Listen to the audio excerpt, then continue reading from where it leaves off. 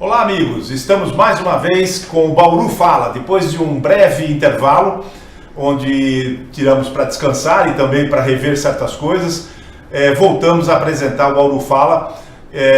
Você pode nos assistir pelo canal 13 da TVC, também pela nossa base da internet, onde você tem lá no www.tvc.com.br e também pela nossa página do Facebook, que está colocada logo abaixo aí no GC. Hoje nós temos o prazer de receber, pela segunda vez, né, o Flávio Luiz Lopes Gaspar, que é técnico em contabilidade, bacharel em ciências contábeis, MBA em gestão financeira e controladoria pela Fundação Getúlio Vargas. Tem 54 anos, é casado, tem 2 filhos e já trabalha com contabilidade há 34 anos. Uma certa experiência, né? Ao longo desses anos. Boa noite, Moé. Boa noite. Realmente é uma carreira aí, uma caminhada nessa trajetória contábil, trabalhando com contabilidade em várias empresas, contabilidade pública, já trabalhei também na Secretaria da Fazenda, trabalhei como perito criminal durante 22 anos, me aposentei como perito criminal na área contábil. Na área contábil. Também sou professor de contabilidade forense da Academia da Polícia Civil e dou aula em alguns cursos de pós-graduação também, em matérias ligadas à contabilidade. A contabilidade está na veia, né? Está no sangue. Verdade. O que levou você, Luiz, Flávio, a seguir a carreira e por que essa escolha profissional? Como que isso tudo começou?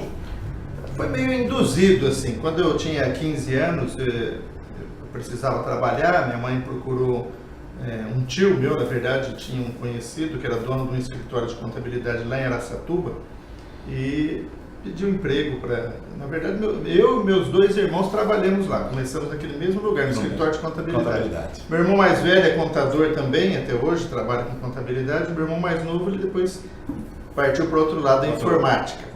Mas, e aí eu entrei naquele escritório, aprendi contabilidade. Dentro do escritório eu fui colocado no setor contábil, comecei como office boy, mas depois de 2 anos já estava trabalhando internamente, aprendi contabilidade, aí fiz técnico em contabilidade, ciências contábeis. E aí seguiu essa carreira. Por uma coincidência, Flávio, eu em 73... eu perdi meu pai em 1972, em 73, com 14 para 15 anos, eu comecei a trabalhar. E o primeiro emprego foi num escritório de contabilidade, idêntico ao seu começo, também como office boy nesse escritório e depois na parte interna. Só que eu só não continuei e segui carreira ali, tal qual você, porque surgiu uma oportunidade naquela ocasião, em 1974, para prestar não era concurso, mas era um processo de seleção para a CESP, em São Paulo.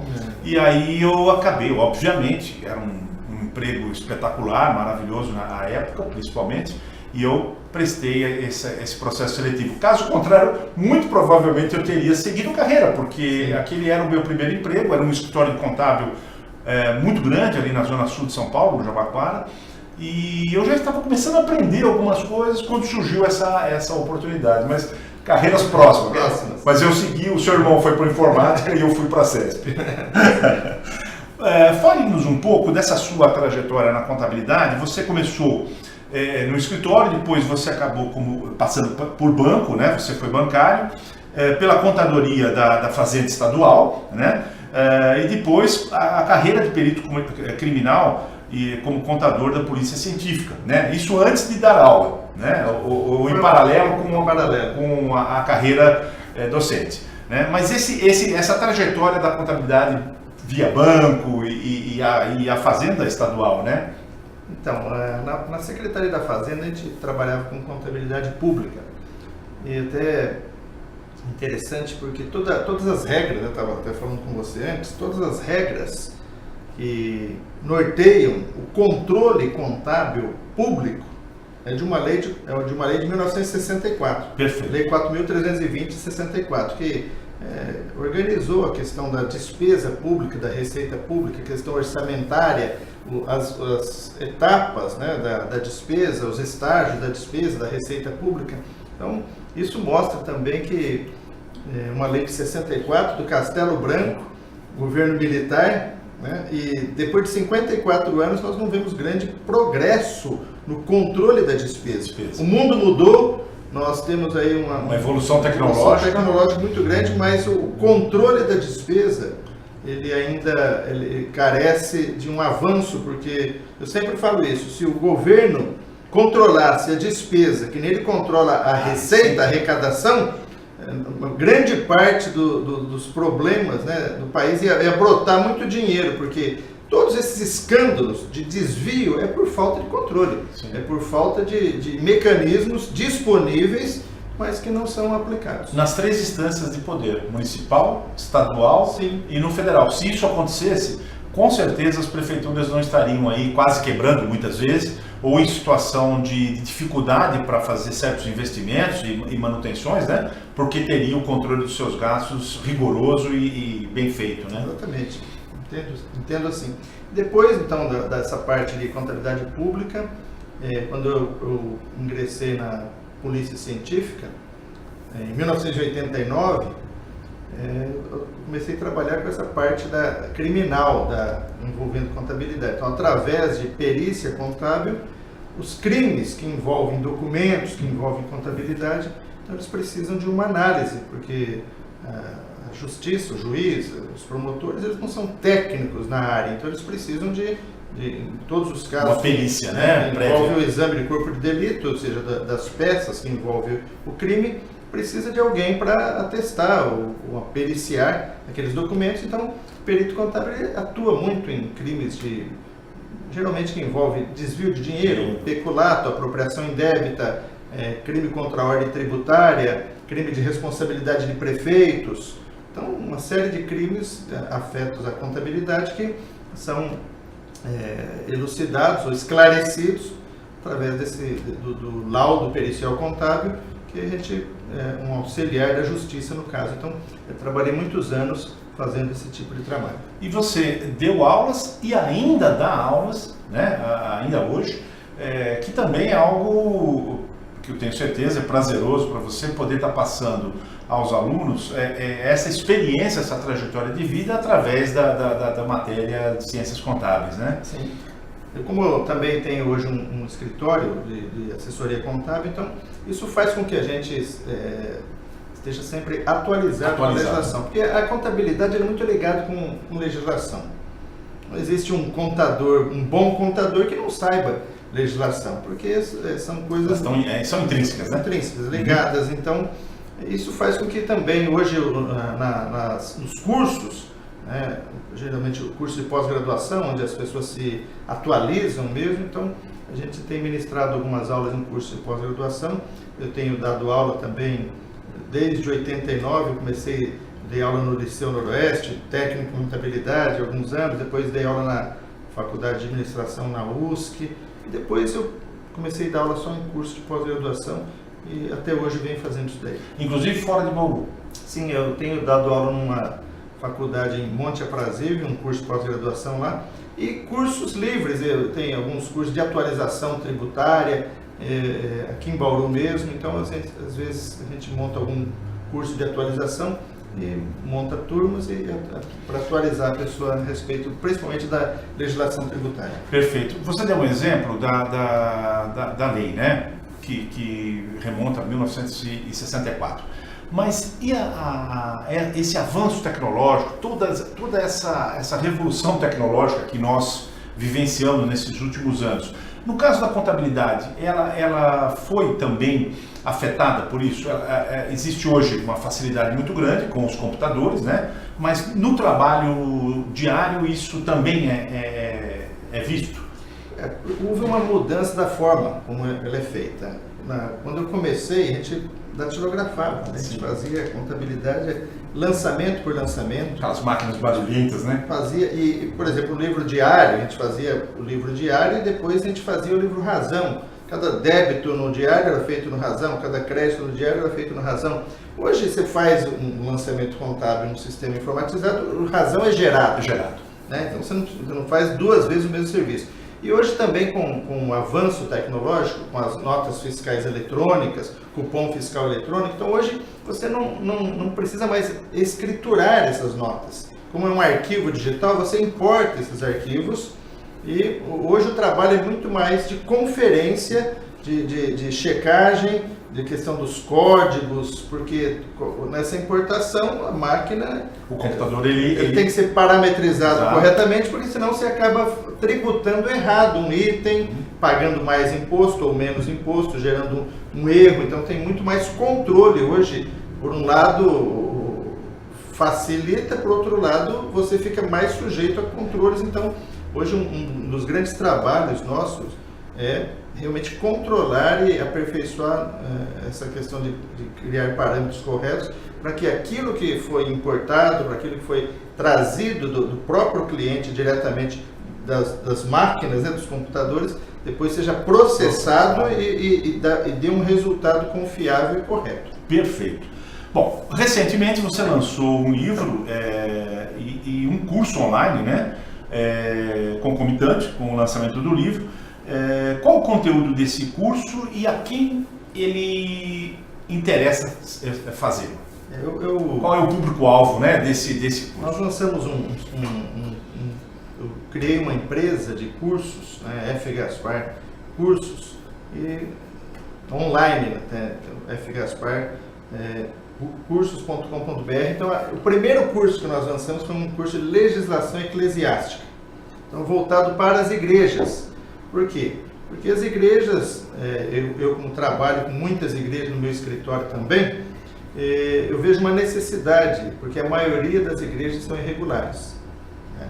Então, elas nem sabem muitas vezes que estão irregulares, porque é muito comum, e no passado se fez muito disso, a pessoa abre a igreja, faz o estatuto, registra o estatuto, tira o CNPJ e esquece. Não procura um profissional. Então, se a maioria dessas igrejas for a Receita Federal e falar, pega para mim, eu gostaria de saber a minha situação fiscal, vai ver um monte de pendência lá. Falta de entrega de DIRF, falta de entrega de DCTF, falta de entrega de escrituração contábil fiscal, que todas são obrigadas, tem multa altíssima. Então, por que elas não sabem? Porque a Receita ainda não está cobrando. O dia que a Receita Federal fizer uma notificação para essa igreja, para ela regularizar a situação, porque a multa é cobrada na entrega, na regularização. Então as pessoas nem sabem que estão com problema muitas vezes e ficam assim, esperando acontecer. Ocorre que sempre em tempos de crise e em tempos de necessidade de arrecadação, o governo sempre procura meios para arrecadar. E se ele tomar essa posição, se ele notificar as igrejas, muitas igrejas terão sérios problemas financeiros, porque as multas são altíssimas. Esse caso que eu te falei, por exemplo, da escrituração contábil fiscal, que é a antiga declaração de imposto de renda de pessoa jurídica, que depois virou DIPJ, hoje chama escrituração contábil fiscal, a falta de entrega gera uma multa de R$500 por mês de atraso. E há 3 anos ela já é obrigatória. Então, uma igreja que não está entregando isso daí, imagina o tamanho da multa para regularizar essa situação. Então, quem está numa situação dessa precisa realmente procurar regularizar, porque a coisa só aumenta. Só aumenta.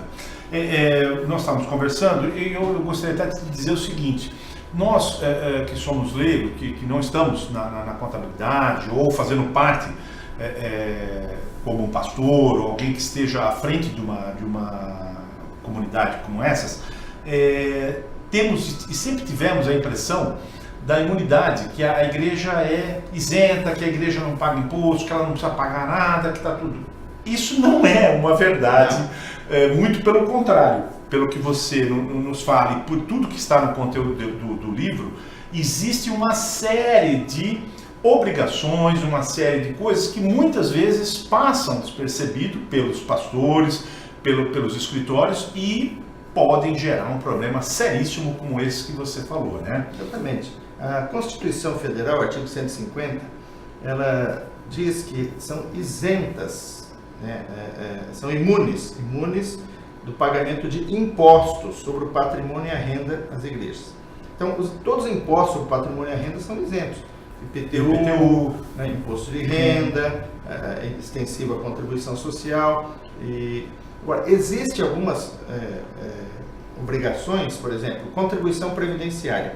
Se a igreja contrata um empregado, ele tem que recolher o INSS desse empregado como se fosse uma empresa comum. Não tem isenção de contribuição previdenciária. Fundo de garantia, ele é um empregado comum, como se fosse de uma empresa do comércio em geral.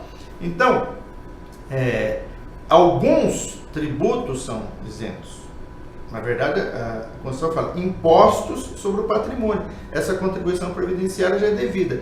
E outra coisa que não sabem também, que ela tem a imunidade. No entanto, quando, por exemplo, um autônomo presta serviço para a igreja, um pintor, um eletricista, um advogado, qualquer profissional liberal, ele prestou serviço para a igreja, ele tem que pagar imposto. Então, na hora que a igreja fazer o pagamento para ele, ela tem que fazer a retenção do INSS, retenção do imposto de renda na fonte e pagar o líquido para ele. Se a igreja não faz essa retenção, ela se torna o co-responsável com ele. Então, se houver uma fiscalização dele ou da própria igreja, a igreja será cobrada da parte dela, por exemplo, contribuição previdenciária. Ela tem que reter 11% do profissional e ela pagar da parte dela 20%. Então, esses 31 que não foi pago por ninguém, ela que deverá pagar. Até a parte que ela não reteve, ela passa a ser responsável. E assim também no imposto de renda. Muitas vezes uma obra de expansão, né? Sim, que ele vai fazer, e a pessoa, muitas vezes, por conta desse desconhecimento, acaba levando a uma situação futura muito complicada, porque, como você disse, a coisa vai se avolumando, e quando você vai regularizar isso, tudo aparece. Obras de construção civil, muito comum em igrejas, fazer ampliação, construção de templo. Então, isso tudo a gente fala, vamos conversar antes. Tenho feito muito esse trabalho. A gente senta com a pessoa que vai fazer a obra, vê como que vai ser feita essa obra, quem vai ser responsável pela baixa da obra, quem vai ficar responsável pela CND da obra, a inscrição no INSS, se é a construtora, se é a igreja, se é a construtora é um tipo de pagamento e um tipo de fornecimento de nota fiscal para a igreja, se é a própria igreja, ela registra empregados para ela ou não, ou só a mão de obra vem da construtora. Então, tudo isso tem que ser planejado. Por quê? Porque no final, na hora de baixar a obra e pagar o INSS, às vezes muitos gastos da obra não servem para nada. Então, jogou dinheiro fora, vai ter que pagar muito mais depois. Pagamento para MEI, né, microempreendedor individual, então tem uma regra específica quando é obra de construção civil. Quando qualquer empresa, não é só a igreja, pagou um MEI em obras de construção civil, pintura, alvenaria, parte elétrica, a igreja ou qualquer empresa ela tem que pagar 20% sobre a nota. Agora, os outros MEIs, não. Ele pode prestar serviço com uma pessoa jurídica e não é devido nada. Mas para esse tipo de serviço ligado à construção civil, tem que pagar 20%, senão pode incorrer em fiscalização e autuação. E autuação, em multas pesadas muitas vezes, né? Flávio, para que as pessoas, né, não passem por isso, não tenham esse problema, você escreveu o livro e o livro tem uma novidade aí que é o curso, né, em um CD, Sim. Né? Que são aulas, videoaulas, né? Sim. Então explica para os nossos telespectadores, o conteúdo, né, a videoaula e também aquilo que você me disse antes do programa, se a pessoa pode também via internet, né, baixar o conteúdo do livro, mas fazer as aulas online, né? Sim. Então dá uma explicação, porque essas pessoas que estão nos vendo e que se interessaram por esse assunto podem, logicamente, fazer a busca na internet ou nas livrarias, né? Sim. Tem duas opções, né? Pelo site fgasparcursos.com.br, então ela pode adquirir o curso lá. Então tem todos os passos, ela vai fazer a aquisição do curso e aí ela vai ter acesso a todas as videoaulas, são mais de 20 horas. 20 horas. De horas-aula, né? Uhum. E ali tem um ambiente que ela vai baixar o material impresso, ela imprime, porque vai complementar as informações das videoaulas e também do material impresso. Educação à distância. Exatamente. Tranquilo, sem problema. Se ela tiver alguma dificuldade com o computador, ela pode adquirir o livro. E no livro, no final, tem um CD encartado, né, um DVD, e no DVD tem o mesmo conteúdo que tem lá no site das videoaulas. Então ela assiste as videoaulas no seu computador ou no aparelho DVD e também tem um material impresso que ela dá suporte. Dá suporte, poder consultar, às vezes no dia a dia o material impresso é bem mais fácil, tem os tópicos todos do curso, então ela vai direto no assunto que ela quer. E o livro elucida todas essas questões que você abordou agora rapidamente, para que essas pessoas que estão à frente dessas organizações, dessas entidades, possam checar, estar em dia e verificar aquilo que tem que ser feito, se não estiver, para poder fazer a correção devida. Ele é bem elucidativo com a questão da legislação. Então, por exemplo, tem tópicos, pagamento autônomo. Então, quando você paga um autônomo, o que você tem que fazer? Então, reter, o que fazer, o que gera isso depois. Lógico que quem geralmente faz isso é o próprio escritório de contabilidade, mas ao fazer um pagamento para alguém com uma retenção, automaticamente isso já gera uma obrigação acessória. No ano seguinte, ela vai ter que entregar uma declaração para a Receita chamada DIRF, onde vai cruzar as informações. Olha, eu paguei para determinada pessoa e fiz uma retenção de imposto de renda. Com isso, eu vou ter que dar um informe de rendimento para ele declarar. Então, eu dou um informe para ele, informo para a Receita, isso daí casa com a guia que eu recolhi, eu retive, fiz a retenção, a igreja fez a retenção e recolheu. Então, todas essas coisas estão entrelaçadas. Então, no livro, quando faz um pagamento a um autônomo, quando faz um pagamento para uma pessoa jurídica de serviço, também tem retenções, imposto de renda, contribuição social, o PIS, o próprio ISS municipal. Tudo isso, como fazer, como proceder, principalmente a igreja tem que saber na hora, porque é muito comum a pessoa chegar, quanto você cobra para fazer a pintura do templo? Eu cobro 10 mil reais. Então, ela tem que saber que isso daí não vai ficar 10 mil reais, porque vai ter 20% de INSS, então vai ficar 12.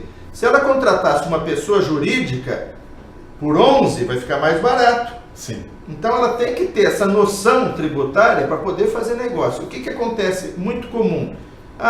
10, ele faz a pintura e paga os 10.